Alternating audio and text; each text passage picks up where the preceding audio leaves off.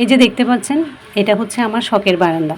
এখানে আমি শখ করে পুঁইশাক গাছ, ধনেপাতা গাছ, টমেটো গাছ, মরিচ গাছ, মানে আমার চোখের সামনে যখন যেটা পাই আমি কিন্তু সেটাই লাগিয়ে দিই। যদিও ভাড়া বাসা, কিন্তু শখ বলে কথা। শখ কি আর বসে থাকে? কখন পূরণ হবে সে আশায়। আপনি কি ভাবছেন?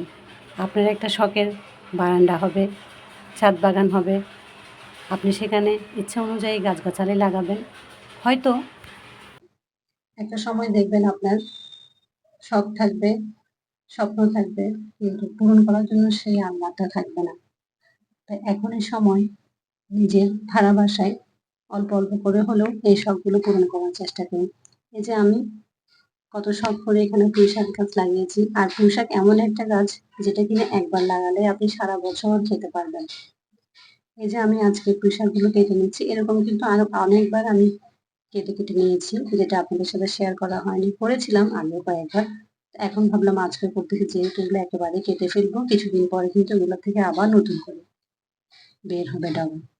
তো মাশাআল্লাহ, আমি যখনই কিন্তু আমার শখের বারান্দা থেকে কিন্তু অল্প অল্প করে পুঁইশাক নিই, সেটা দিয়ে কিন্তু আমার আলহামদুলিল্লাহ আমার বাসার প্রত্যেকে কিন্তু একবেলা খেতে পারে। তো এটাও কম কি, যেটা শখ করে কিন্তু করা হয় সেটার মূল্য 1000 টাকার চেয়েও বেশি হয়। বাজার থেকে কিনে এনে খাবার মজাটা যেরকম পাওয়া যায়, তেমনি নিজে লাগানো কিছু শাকসবজি সেটার আনন্দটা দ্বিগুণ হয়ে যায়। তা আলহামদুলিল্লাহ, আমি চেষ্টা করি এরকম আমার ছোট ছোট শখগুলো শখের বারান্দায়, শখের ভাড়া বাসাগুলো পূরণ করার জন্য। আমি এর আগেও কিন্তু আমার এই বারান্দায় অনেক কিছু লাগিয়ে আপনাদের সাথে শেয়ার করে আজকেও করেছি। তো আপনাদের কাছে এরকম কেমন লাগে আমাদের ছোট্ট ছোট্ট ভিডিওগুলো অবশ্যই কেমন করে জানাবেন।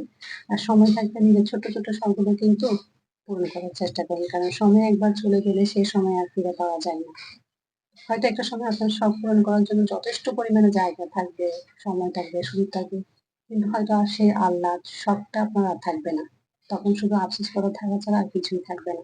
তাই এখনই সময়, উপযুক্ত সময়, এই সময়টাকে উপভোগ করার চেষ্টা করুন।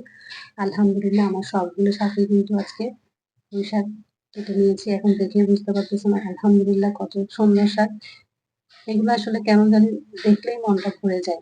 মনে হয় যেন প্রতিদিন যে পরিশ্রম করি একটু একটু করে এগুলোর পেছনে, আর এইটা পাওয়ার পর সেই পরিশ্রমটা মনে হয় যেন একদম শেষ হয়ে যায়।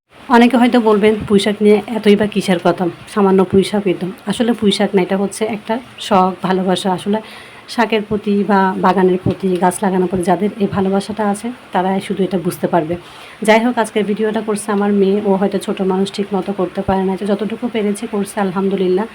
তো মাশাআল্লাহ, আমার সবগুলি শাকই তো দেখছেন কত সুন্দর হয়েছে। এগুলো একটু ধুলাবালি পড়ছে যেহেতু বারান্দায়, একটু ভালো মতো পরিষ্কার করে ধুয়ে নিলে কিন্তু হয়ে যাবে। তো বারান্দার মধ্যে এতটুকু শাক পাওয়া এটাও কম কিসের বলেন তো। যাই হোক, আজকের ভিডিওটা হচ্ছে এই পর্যন্ত। সবাই অনেক অনেক ভালো থাকবেন। আর আমার ভিডিওটা ভালো লাগলে সবাই একটু লাইক, কমেন্ট, শেয়ার করে পাশে থাকবেন। আজকে এই পর্যন্ত। আল্লাহ হাফেজ সবাইকে। আসসালামু আলাইকুম।